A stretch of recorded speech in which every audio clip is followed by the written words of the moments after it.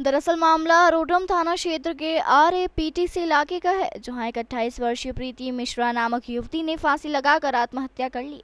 बताया जा रहा है मृतका युवती एग्रीकल्चर कंपनी में अकाउंटेंट के पद पर पदस्थ थी। उसकी दोस्ती फेसबुक पर पुलिस जवान सचिन शर्मा से हुई थी। दोनों में अच्छी मित्रता थी और घर वालों को भी दोनों के बारे में जानकारी थी। कल अचानक दोनों के बीच किसी बात को लेकर विवाद हुआ था, जिसके बाद प्रीति ने अपने ही प्रेमी पुलिसकर्मी जवान के शासकीय आवास में फांसी लगाकर आत्महत्या कर ली।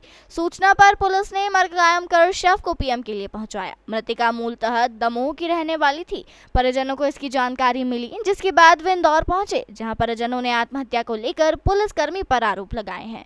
फिलहाल मामले में पुलिस ने जांच शुरू कर दी है। पोस्टमार्टम रिपोर्ट और परिजनों के बयान के आधार पर आगे की कार्यवाही की जाएगी। मामले में पुलिस अब पोस्टमार्टम रिपोर्ट का इंतजार कर रही है। वहीं प्रारंभिक पूछताछ में सामने आया है कि युवती पुलिसकर्मी पर शादी का दबाव बना रही थी, जिसको लेकर दोनों के बीच विवाद हुआ था।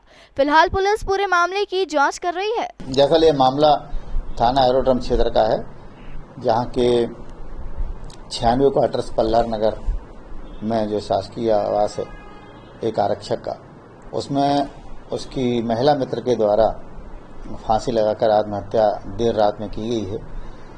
पुलिस ने मर्ग कायम कर शव को पंचायतनामा कार्रवाई के उपरांत पोस्टमार्टम हेतु भेजा है। प्राथमिक तौर पर जानकारी प्राप्त हुई है, उसके अनुसार युवती लगभग 28 वर्ष की है और पालदा क्षेत्र में रह रही है और किसी प्राइवेट कंपनी में काम कर रही थी। उसकी मित्रता RAPTC में पदस्थ एक आरक्षक सचिन शर्मा से रही है और उसी के पास वह मिलने आई थी। जानकारी के अनुसार वह उस पर शादी का दबाव भी बना रही थी और काफ़ी रोष में थी और इसी घटनाक्रम के चलते, जबकि आरक्षक सचिन अपने रूम में नहीं था, उस समय उसके द्वारा दुपट्टे से फांसी लगाकर आत्महत्या की घटना प्रकाश में आई है। अभी प्रकरण प्रारंभिक स्टेज पे है, लिहाजा यह नहीं कहा जा सकता कि वस्तुतः और क्या फैक्ट हैं।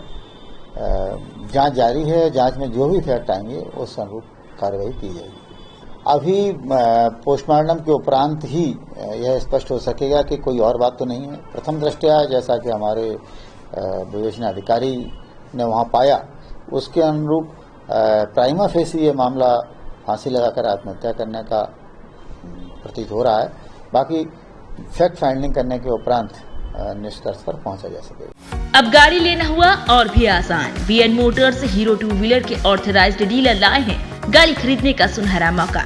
कम कागजी कार्रवाई, न्यूनतम ब्याज दर, न्यूनतम डाउन पेमेंट के साथ आसान किश्तों में घर ले जाइए अपनी मनपसंद हीरो की कोई भी 2 व्हीलर। साथ में अनेक उपहार स्कीम का भी लाभ उठाइए। VN मोटर्स, शिक्षक नगर, aerodrome road, head office. Branch office VN motors, Sanjay भैया विधायक जी के घर के पास, बाणगंगा मेन रोड, इंदौर।